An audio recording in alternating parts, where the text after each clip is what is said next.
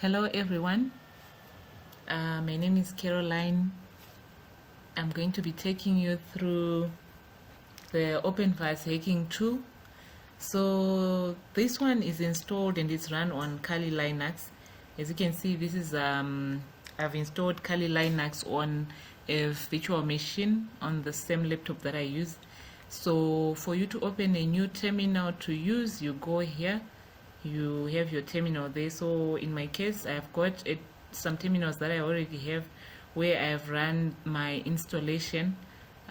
So I will use that one for demonstration. I've already installed I've already installed Openvas. So just if I do an upward arrow, the commands that I've run to install Openvas will come up. So it's sudo apt install gvms.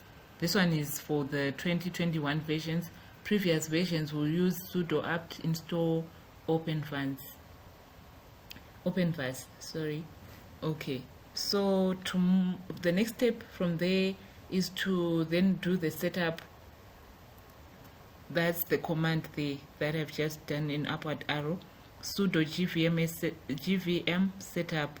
That one also is for the 2021 version. The previous versions, 2020 going backwards, the command would be sudo openvas setup. Okay, so from there the third step would be to then start our GVM. So we do that either using a command or we use the graphical user interface. So using the graphical user interface, you go for vulnerability analysis, and then you go start GVM. It will ask for some credentials. You input those for you to have those sudo rights. As you can see here, GVM services are already running. So for us to stop GVM services, maybe just for me to show you the other way, you can say sudo gvm -stop. That will stop the service, the GVM service. Or for you to start it, you can just do upward arrow, sudo gvm start. It will start the GVM service. So here what we are interested in is getting the localhost IP address that we are going to be using to open our Greenbone security assistant. So this Greenbone security assistant, this is our web browser for the Openvas. So once we have that, as you can see here, it's displayed here. We are going to take this IP address, and that's the one, including actually the whole link. We are going to use that to then open our web. So to open web, we go here on web browser, and then we input or we paste our localhost IP address in the URL there. We press enter. It will then ask us for the credentials. So you'd find that when we were running our setup, when it was done, it then auto-generated an admin user and password, which I have saved on this notepad, on this sticky note here. So the password is quite long. You then have to put your username here, admin, and then let's put our password. We sign in. We don't want to save the password. Okay, so here we are shown the dashboard. This is the general overview of the dashboard in the Greenbone security assistant. And then, so for us to then begin our scan, we open a new task. We go on this icon here, we say new task, and then we can name it whatever we want. We can say scan 1, for example, and then we then click here for us to create a new target, and then we input our IP address that would have gained access into a certain network. This is in the real world scenario, but for our learning purposes, in our case, I've used the local host IP address 127.0.0.1, which we are going to use, and then here we save that page. So you'd find that the unnamed is already existing. We have to then rename this to maybe something else, ASD for instance. We save that. Okay, it's complaining that the target is already existing. I've created some previously that had the same name.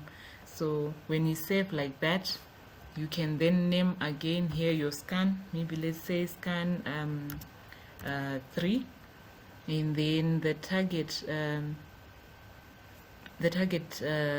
is already there as we have named it on the previous page.